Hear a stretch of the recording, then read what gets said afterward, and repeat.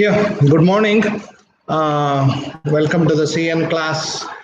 Here in our last class, we are discussing the lab programs. So we have completed the up to the fourth program, and another two programs is remaining, which we have to do. Now we'll get back to our theory sessions. In the theory sessions, we are discussing on the TCP congestion avoidance algorithm.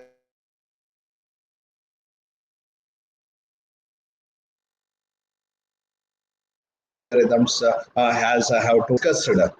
Yeah, which we have discussed in a last class, that we have seen that how a congestion avoidance bit will be taken into the consideration, and based on that particular bit how a congestion avoidance can be done. And later on we have seen RED, the random early detection algorithm, which will be there in a queue that we will fix a minimum threshold and a maximum threshold of a particular queue. So within the minimum and a maximum threshold, whatever the whatever the packets are coming, means it will if the packets are exceeding the limit is exceeding the minimum threshold, then until the maximum threshold, the randomly it will pick one particular source, and that particular source packet will be dropped, and it will intimate that particular source that you cut down your window size to half. See, actually what happens in general, when queue gets filled, then automatically congestion will occur. Then the router will intimate the sources to cut down the window size to half. But here in random early detection, what we are doing, before congestion occurs only we are doing, means the algorithm will do what it will do randomly whenever it will cross the minimum threshold, and it will up to the maximum threshold, it will apply the random early detection algorithm. What is this random early detection algorithm? We will fix some probability nature, that is assume that we are 10, every of 10 2 members, every of 20 members 3 members, like that. This is a probability, right? So in that particular sources, it will select some particular source, it will drop that packet of the source compulsorily. No, here no congestion has been occurred.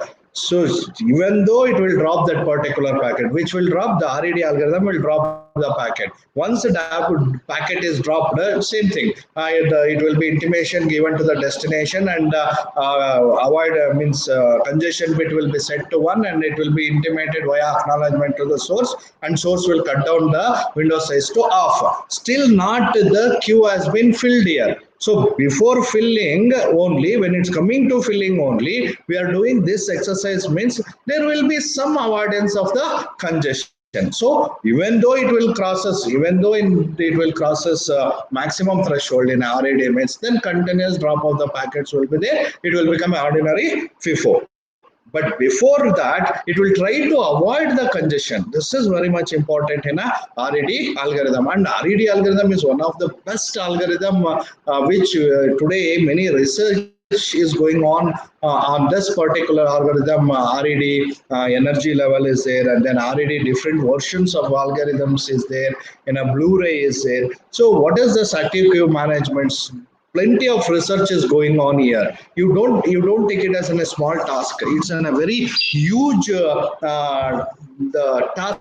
What I'm going to tell you, what is this? If one assume that you are a network engineer and a network designer doing a research in this particular field, and you will take RED algorithm and you will tell, no, RED algorithm should be means modified like this, and it will give a still better opportunity to control the congestion. Once if you control the congestion, retransmission will not be there, delay will not be there, then throughput will be more, then automatically performance of your network will be more. Once the performance of the network will become more, then you can send a more data in a network. So this is the one which is a main research which is going on in this particular field. So these things we have discussed in last class. Just I am bridging the last class with this particular class. And today class will go with an quality of service, which is the last topic in the fourth module. I'll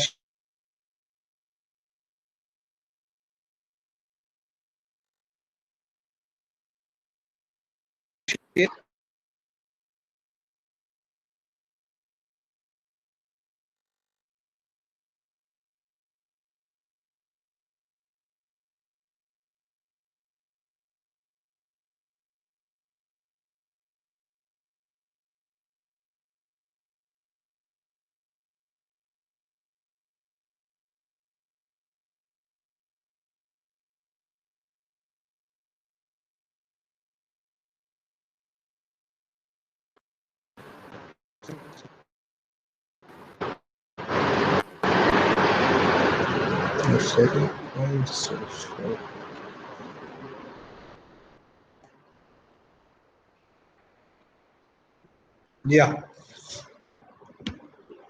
I think sharing has started, right? Come on, sharing has started. Correct now? Yes, sir. Yeah. Are you listening? Right? Yes, sir. Hello. Sharing has started.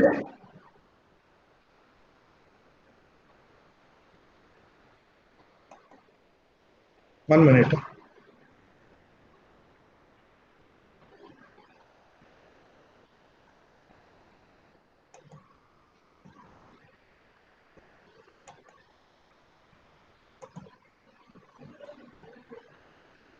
I'll reshare this.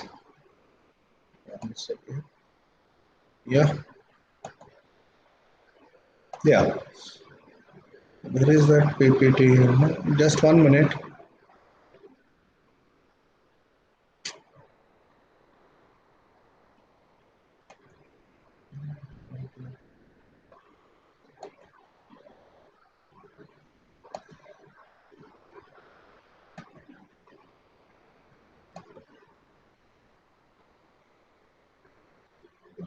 One minute. 1 minute. Just 1 minute.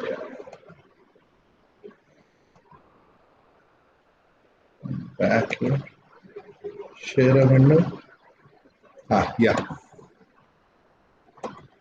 Yeah, now back here, quality of service. So now the last one is very much important topic. That is a quality of survey. How to judge a quality of a service? The TCP is giving a service, and how to judge that the quality, how the TCP is performing. So you can see here, for many years, the packet switched networks have offered the promise of supporting multimedia applications. That is thus the combined audio, video, and data. We know that in the internet we are using this particular concept, and still this multimedia applications like the video conferencing or any video, movie, or audio, both should be played at a time when you are going with a movie.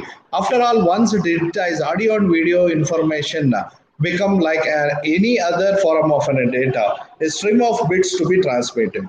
Your entire audio and video will be converted to the bits of a stream, that is zeros and ones.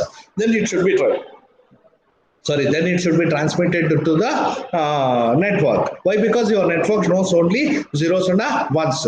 One obstacle to the fulfillment of this promise has been the need for a higher bandwidth links. Now imagine taking off of all this video and this audio, especially in a video conference when it comes to the real-time issues.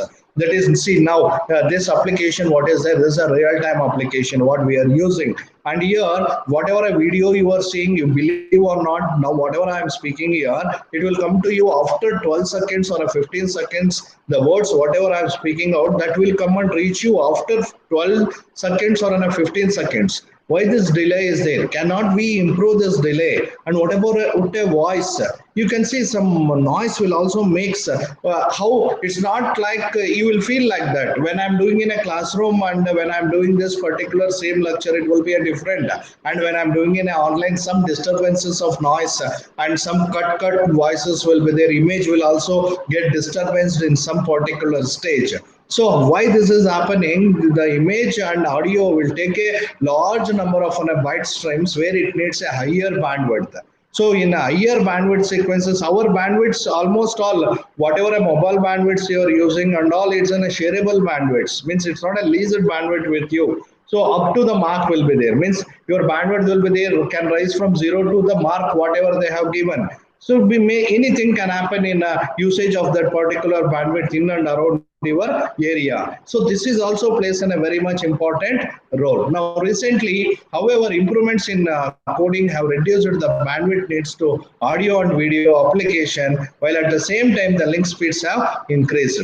Now, what actually to see the before? You go back some 2 years or 1 year back and think about the video conference, or think about this type of video meetings, what we are doing and all. I think it's a very rare and no one is doing all this particular things all when 3G means spectrum is there. But now in this 4G era and above that means 4.5G and 5 and all, the video meetings and video callings has become almost all common things. Means still maybe the some delay is there, but not like the previous thing. Previous thing, even for connecting itself, we should wait for a long time. So for 1 second of a connection or 1 minute of a connection, when we go to the cyber centers using a Skype and all to speak with our friends who are there in abroad and all, it's a big issues in apart from back 1 year or 2 years. Now it's not the case like that. We'll take out our mobiles, we'll take out a WhatsApp. Using a WhatsApp only we can call, or using a WhatsApp only we can talk to anybody with a WhatsApp on a video. So that much improvements is there in internet. How these improvements has been came. See, imagine how the research, how the improvements will be there. Now each and every improvement should be there in a minute things or a minute entities also. That is your queue, your bandwidth, and your router capacities, and your source intellectuals, and your TCP performance. Everything will play the role. Everything in a networks is improving day by day. And in the coming days, you can imagine how means there will be no voice calls will be there, only video calls will be there in a coming eras and all. And video chatting means without any, what I told, that 15 seconds delay is there now. Maybe it can be reduced by in a few further future research which is going on. Now the long span we came, and now we are at a video calling stage. Now coming to the next thing, that is there is more to transmitting audio and a video over a network than just providing a sufficient bandwidth over. Not only a bandwidth is enough to transfer audio and a video, then the conversion, then the modeling of that particular audio and video. That is, what do you mean by this? The pulse coding modulator should be there. Means how to convert to zeros and ones. How to compress that. Maximum zeros and ones, it will become a problem. If something is missing, how to handle that. So all these particular concepts, what is there, the research, what is going on in this particular concepts, it's keep on improving.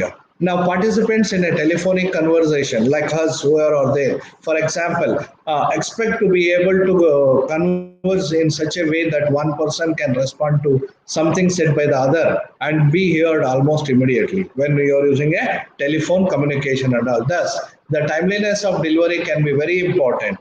We refer to the applications that are sensitive to the timelines of a data as real-time applications. Now, this example you can take whatever a Google Meet we are using now. This is a real-time example. Now you are sitting in your place and you are watching, and I am speaking out here. Assume that, for example, I'll tell you whatever information I'm sharing with you today, it will take a very delay. Then you will feel like that no, you can't means you can't listen correctly and you can't participate in this particular Google Meet. Just some 10 seconds to 15 seconds delay is there, it can be adjustable. But assume that after 1 minute, 2 minutes, you can't hear, some disturbance is there in this particular signal. Then you will tell, sir, network problem is there, the quality of thing is very less and we can't hear you, so we can't do the things, right? So this will depend. This will depend on even bandwidth also. This real-time applications, whatever is there, and sensitive applications, whatever is there, how to improve this. In the next world will come that the hardware devices will wants to communicate with other hardware devices, IoT. You can use the Internet of Things and with the cloud. The next zamana will be like that. How these dead machines can speak with each other. Imagine as a network engineer how you can give a quality of service. Even we are the human beings that we know that. So you will tell if some connection is missing here, and if you can't hear, you will tell, sir, I can't hear, sir. Some problem is there. The sharing slide I can't see. You will tell. Okay, I'll agree. But assume it's the same thing I want to do with some missions. One robot wants to speak with other, or one device of one equipment or one machine wants to speak with other machine, and they want to exchange the informations with this type of live conferences or live videos and all. You imagine now this type of project. Yes, next world will be on this particular things, and they can do. Definitely, it will come. So then how the fastness of an internet is going on, then how the things they are doing quality wise better. So that is the other things. Then coming to the next, voice and video applications tend to be the canonical examples, but there are other such as industrial control. Underline this, I told before itself.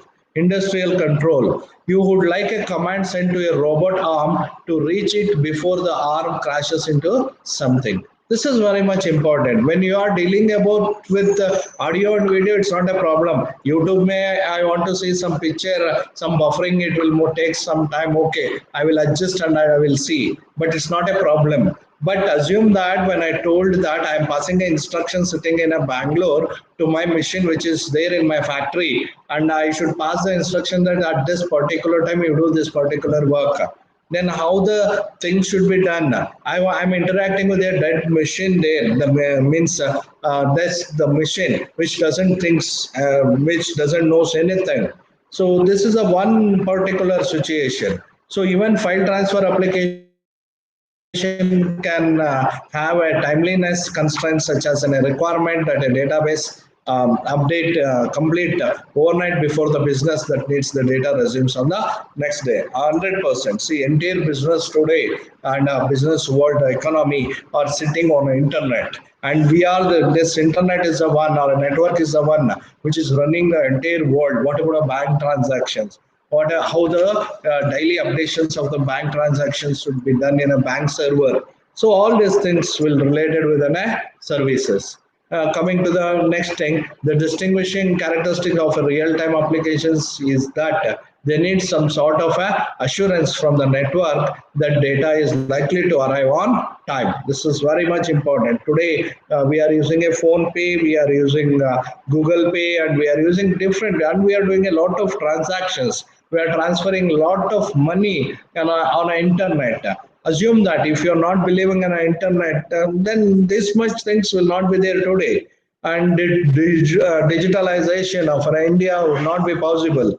Now we, that is the thing, that's the challenge. Now we can say like that our network is far better and we can use all these applications. Then non-real-time applications which you can take, that is end-to-end retransmission strategy to make sure the data arrives correctly. Like your mails, like some important file what you are transferring.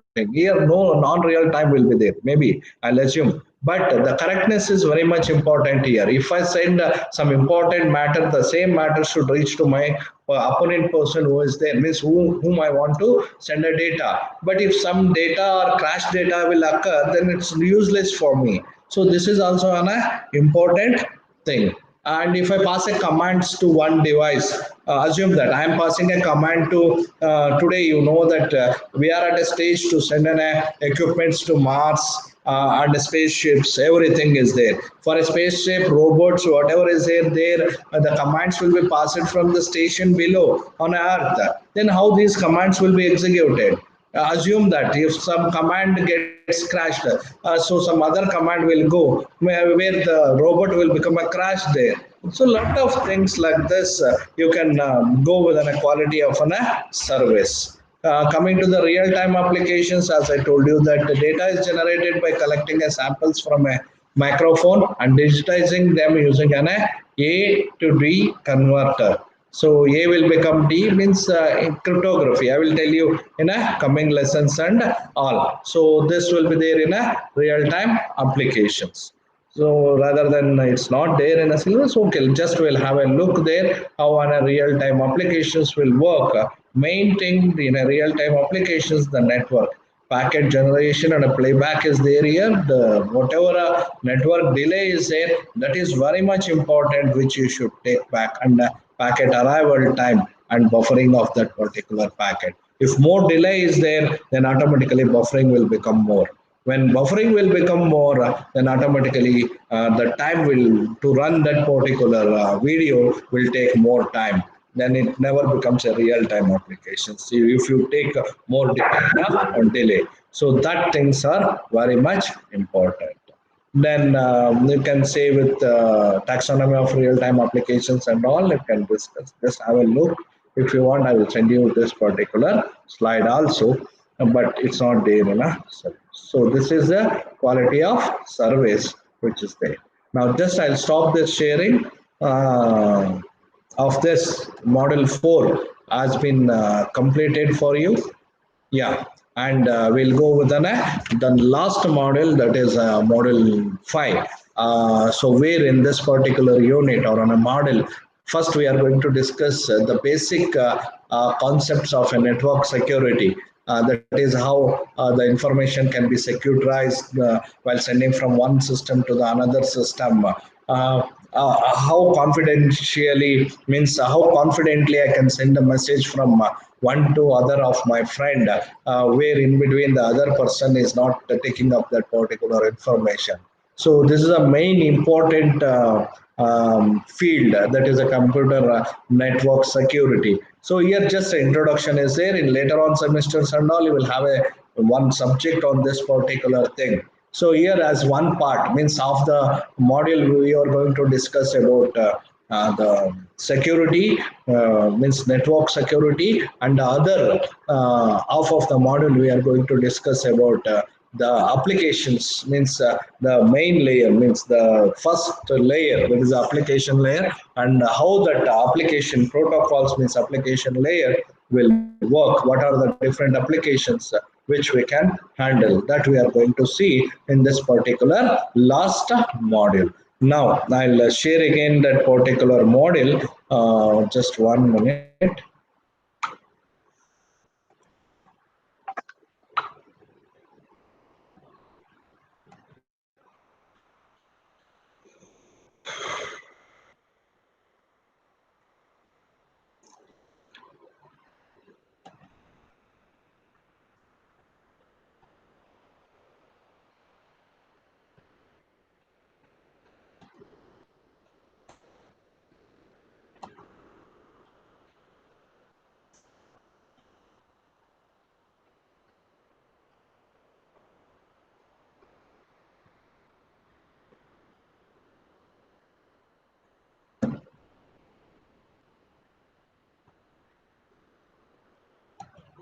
Yeah, just I'll share now that particular PPT.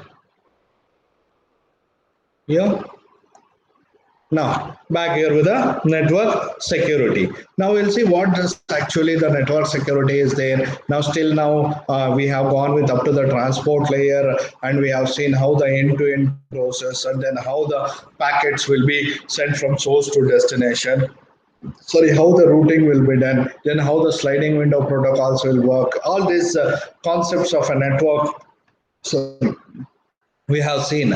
And now the main thing is like that, how the network security can be given, how efficient can be stopped between two persons who are exchanging the information.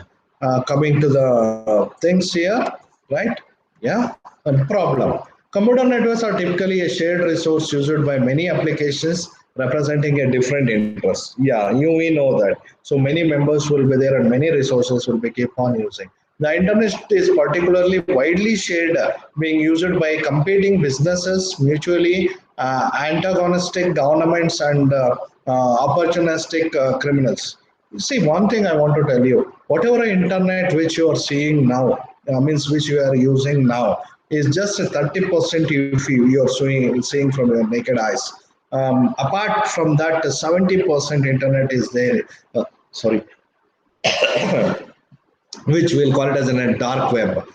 You know that almost all the prone unwanted things, criminal activities, everything will be done in that 70% of internet. Those the human beings miss, just a common man not using that type of internet. Now you can imagine. So what is the problem in this particular things? See, I'll tell you very clearly.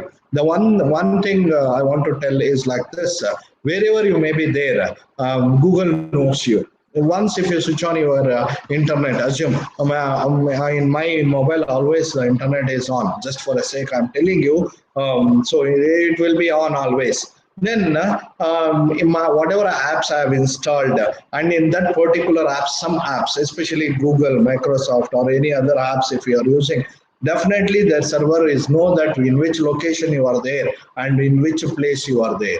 and they will make advantage of that particular issues in one coming to the business things also. For example, I will tell you, whenever you have gone to some particular place, assume you never told any person, and you have gone to one Delhi or some other place, then automatically you will get a SMS message or a message that so and so hotel is there and this hotel is very good. Welcome to Delhi. You will be shocked. I never told anybody, and how I came to means they came to know that I am in a Delhi and they are advertising about their hotel.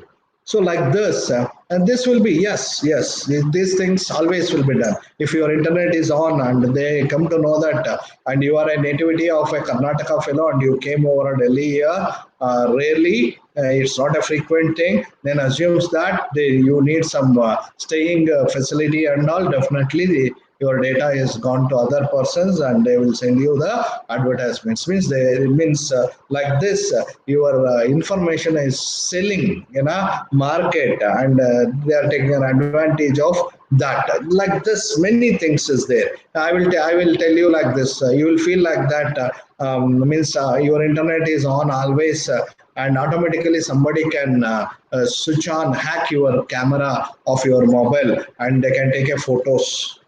Yeah, really, they can take a photos, 100%. It's not joke. I'm telling you.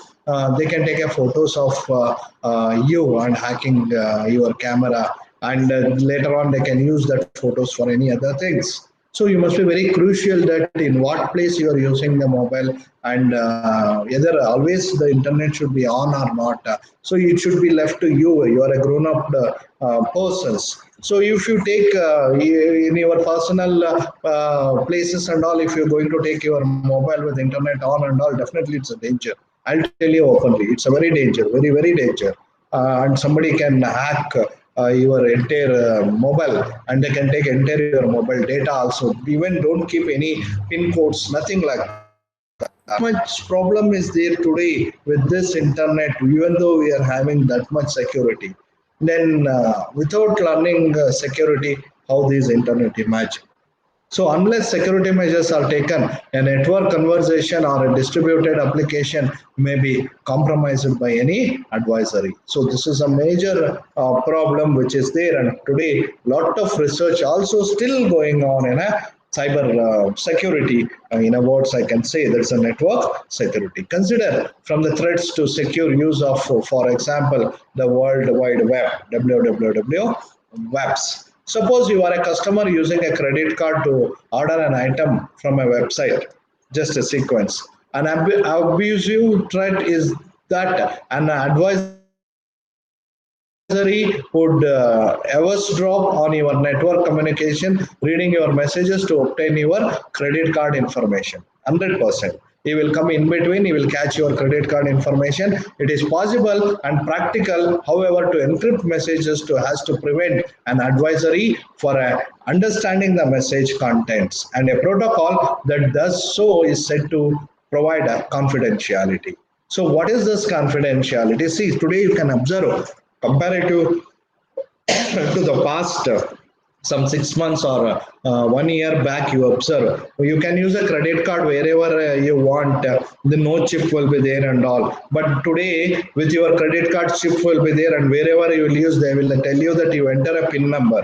Why a pin number is there? And whatever online purchasing you are going to do, OTP is very much important. In a previous days and all, OTP is not important, where a lot of frauds used to go. Now this OTP, the lifespan of OTP, one time password will be very less, just 2 minutes, or they will tell only within 2 minutes you have to enter that OTP, otherwise you have to get a new OTP.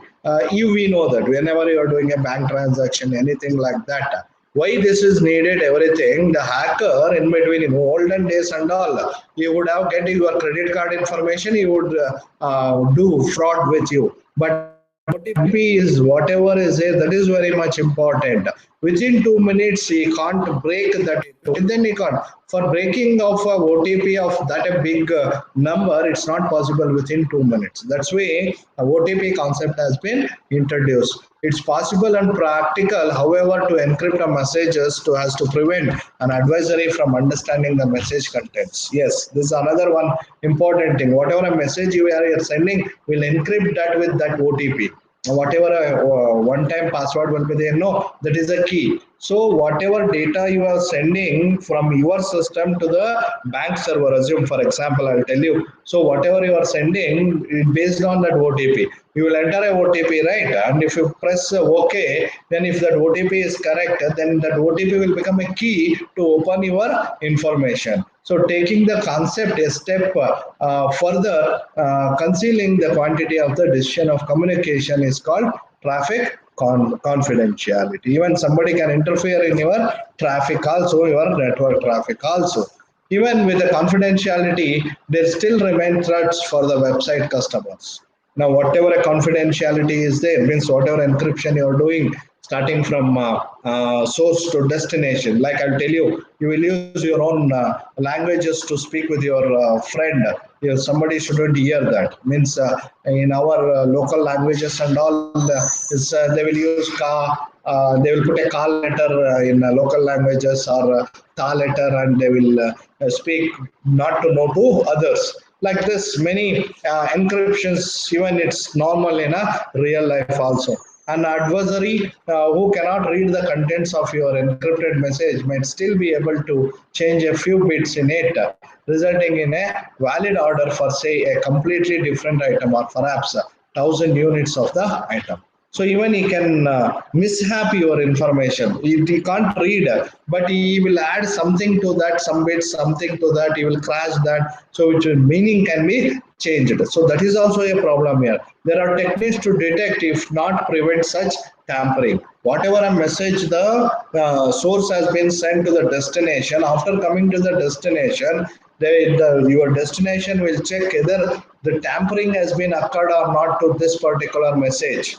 So that is very much important. A protocol that detects such a message tampering provides a data integrity. The adversary, means the in-between person, could alternatively transmit an extra copy of your message in a replica attack. So even he can do that, he will send some other message also adding up with this particular message. So that are the major problems which is there. Now still continuing with the problem, to the website, it would appear as though you had simply ordered another of the same item you ordered the first time. So double items it will become. Once you ordered only one item, automatically it will become a two items. So like this, they will do the disturbances. So data integrity, originality, and timeliness are considered aspects of the more general property of integrity. So whatever I ordered, only that item, only that specific item should come, even though they can change the order also. I ordered for a Nike shoes. The spelling of Nike they will change, yeah, NYKE, like that. One NYKE Nike company will be their duplicate company. That product will come to you. But you booked a Nike shoes, but Nike NYKE will come to you. So this is a problem. If you tell no, I have not booked this, they will show you your order. But you typed NIKE, but it became NYKE. So how these things can be occurred? So these are the major things who will the adversary, means in between fellows, will do. Another threat to the customer is unknowingly being directed to a false website. This is a major thing which will be there. Even if you want, if when you open your browser and you will type some one particular website, just I will tell you. You observe on your whatever the address you have typed left to that, you can observe if some I mark, red color mark is there. That is not a trusted website. This is very much important. For example, I will tell you like this. I want my Aadhaar card details and all. In Google, I will go and I will type Aadhaar. I don't know the website of an Aadhaar. Then I will type Aadhaar. So press enter. So it will take me to one website, and usually first one, two, three searches will click. Usually that's the nature of a Huz. So we'll click on that. It will redirect us to the fault website. One thing very clearly, which you can't identify. I will tell you, it will take your credentials. It will ask you, enter your mobile number, enter your name, so enter your details, so and so, enter your enrollment number. they will take that, they will take that, they will take that particular details. Observe very carefully. They will take their details and store in their server, and they will redirect to you to the original Aadhaar site. Then automatically you will go to original. You may ask me the question like this, sir, what then? Nothing is there. No, they have anyway. They have redirected me to the original website. Then I will get my Aadhaar card downloaded. Not on issues. But in between, he's stolen your information. He's stolen your credentials, that is PAN card details, some your name, your phone numbers, and he can sell that to other members. So where he can earn a lot of money. So this is a one major thing which is going on today also with the things. So this can result from an DNS attack in which the false information is entered in a domain name server or the name service cache of the customer's computer. This leads to translate a correct URL into a incorrect IP addresses, the address of a false website. So these things will be keep on going. If you want, I'll give one live demo. You can see. Just I'll make this. I'll go to the video back here, and you can see now. Just for a sake, I'll tell you. I'll share my browser itself now. Go back. Share this particular thing. I'll share this same thing. Yeah, share it back.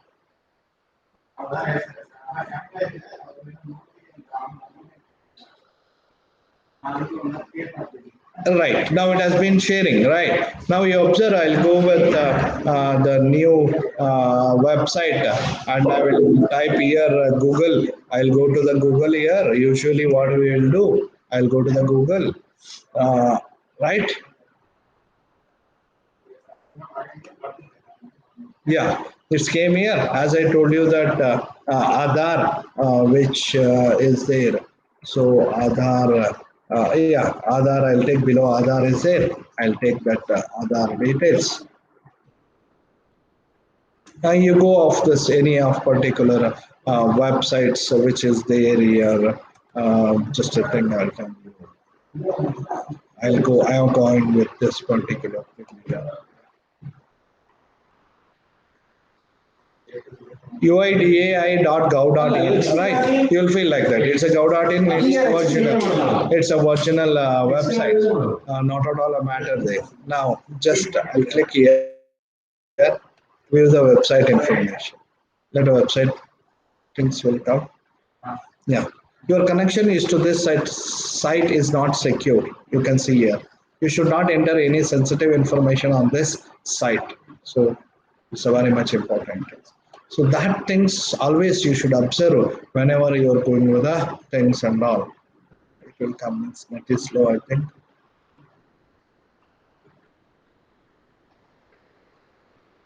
Refresh if you want.